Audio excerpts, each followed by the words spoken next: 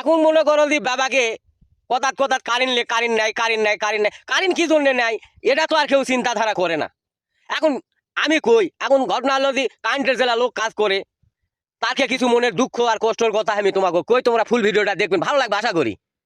আসলে কারেন্ট নাই এই জন্যে যেটি সেটি তার ফল্ট হয়ে যাচ্ছে।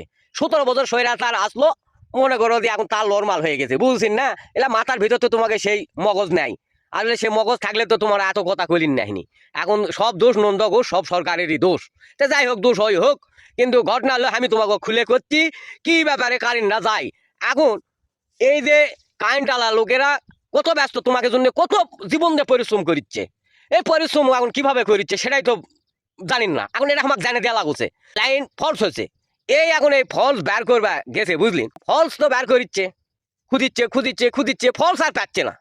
দেখ অনেক খোঁজাখুঁজির পরে সকাল থেকে খুঁজতে খুঁজতে মনে করো দুপুর পার হয়ে প্রায় সন্ধ্যা লাগবে কি লাগবে না এইরকম অবস্থা, বুঝলিন? তে যাই হোক পায়ে সেই ফলস ঠিক করেছে করে এখন ওই তো না খাওয়া পিন্ডা, বুঝলিন?